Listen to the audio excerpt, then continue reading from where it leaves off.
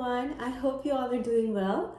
So for the professional development teaching lab, we are basically asked to make a lesson plan focusing on a particular activity or a number of activities that include a household object or something that is commonly seen and students are very much familiar with. So for my lesson plan, I have picked out an object that is very much common, not only in the house, but pretty much everywhere. So any guesses? You guys can guess like what object that is. So if you're thinking it's a chair, then you're 100% correct, and congratulations, because I am basically using a chair to conduct this lesson plan. The reason why I chose a chair is because a chair is an object that is basically you can do the activity with it, even if you're conducting the class online or if you're doing it in a classroom. Chairs are pretty much accessible anywhere. You can find them in the classroom or at home as well, or you can like instruct your students to like just pull out a chair from their room because it's very common. And the activity also since it's a chair, it will not really distract the student from the main focus, which is the main topic or the concept that we will be learning. In this case, I will be teaching my student about prepositions. Another benefit to chair is that you don't really have to customize it a lot. You can pretty much use it. Like you can customize the numbers depending on like number of chairs, depending on the number of students you have. One disadvantage I see is that it's probably not portable. So like you cannot just like drag a chair to the classroom every time. But I believe that every classroom at least has a significant amount of chairs for their students, or even at home, students may have a chair just laying in the corner. So I think that makes the lesson plan a lot convenient. And now, without any further ado, I'm just going to show you a small demonstration video that I have made, and I hope you like the video.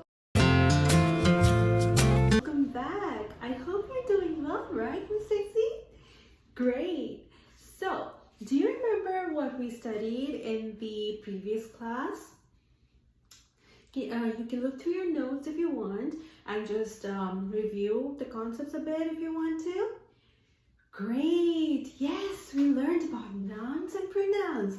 Do you remember what a noun and pronoun is, Miss Stacey?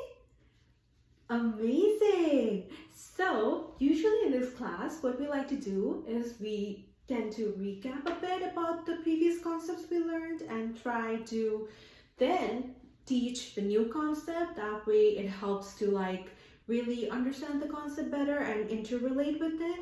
But since today we are running a little bit late, so we will be basically jumping right into the lesson plan that I have prepared for you. And I have something really important and interesting to share with you.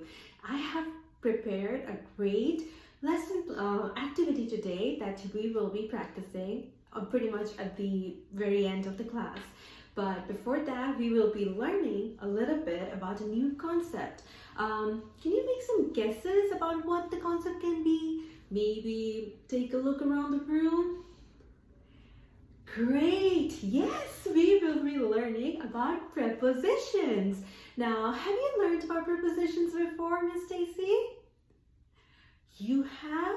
But you tend to actually struggle with using the right preposition in the sentences, and that makes the listener confused about what you are really trying to say or what you're trying to really mean. Understandable. And let me tell you something, if that makes you feel any good, this is a very common mistake that most language learners tend to do. And it's very common. You don't need to be upset about it. And today we will be learning about the concepts in very much detail so that you can use the prepositions properly in your sentences, and hopefully you can be able to communicate better with your friends in English. That sounds exciting, right? So, Miss Stacy, we are going to talk about prepositions. Now, what is exactly a preposition?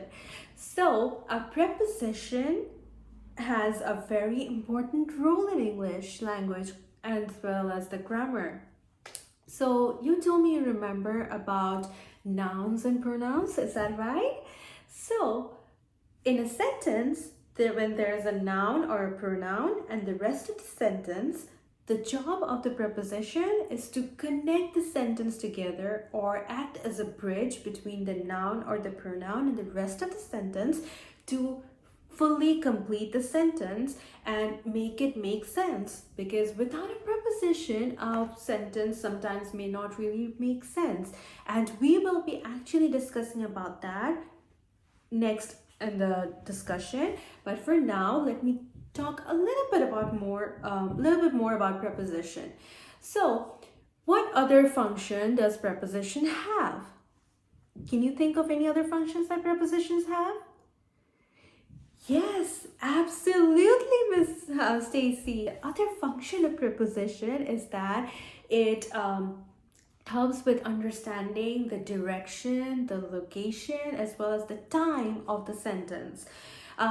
There are several common prepositions that are used in English language, and I will be providing you with a worksheet that you can just look through and ask me any questions if you have, in case you don't understand a particular word in the preposition list that you want me to discuss.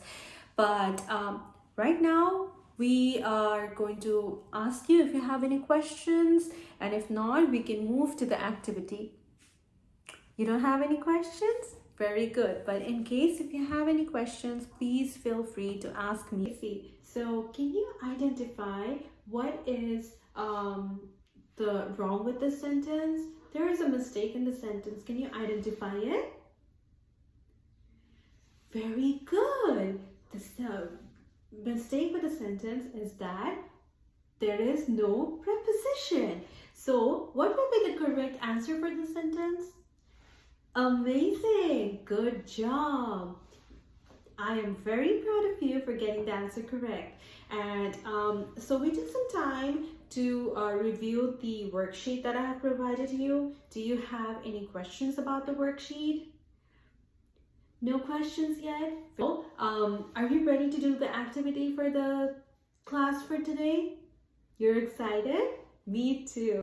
So, Miss Stacy, for the activity I have planned for you, you have two chairs right in front of you.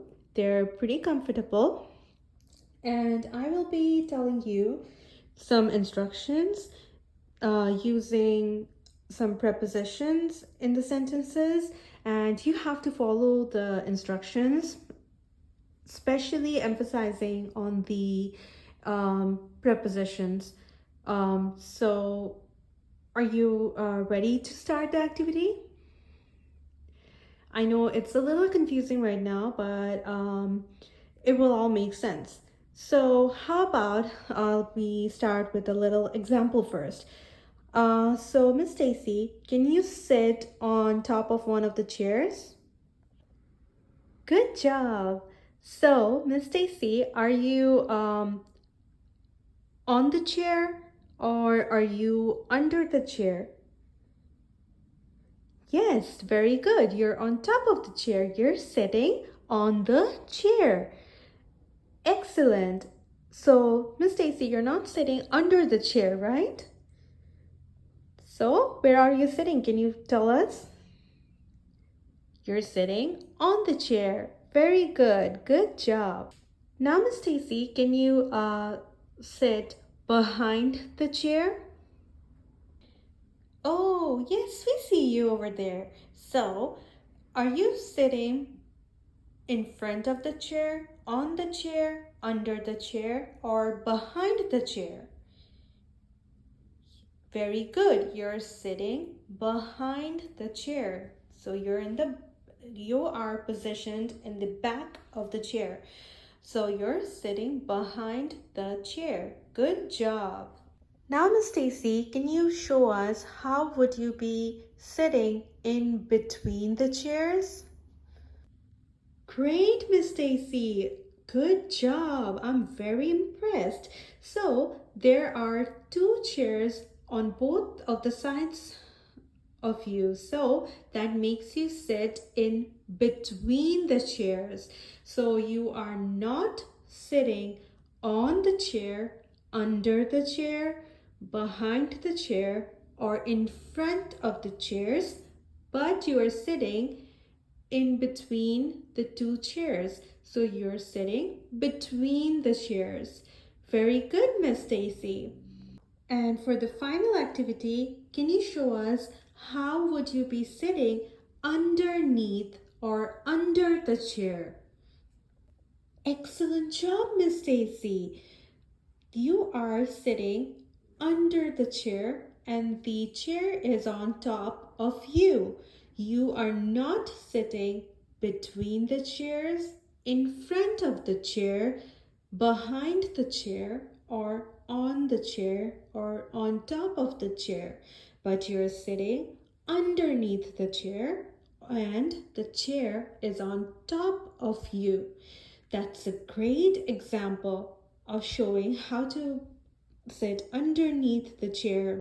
Now, to sum up, we have today learned about prepositions, how it connects the noun or the pronoun with the rest of the sentence, and the function of preposition, where it basically um, helps us with understanding the position, the time, as well as the location of the object we are referring to in the sentence.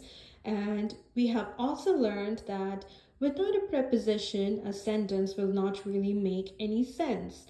You did an amazing job, Miss Stacy, and thank you very much for being my amazing student. It was a great opportunity teaching you, and I really enjoyed the class with you.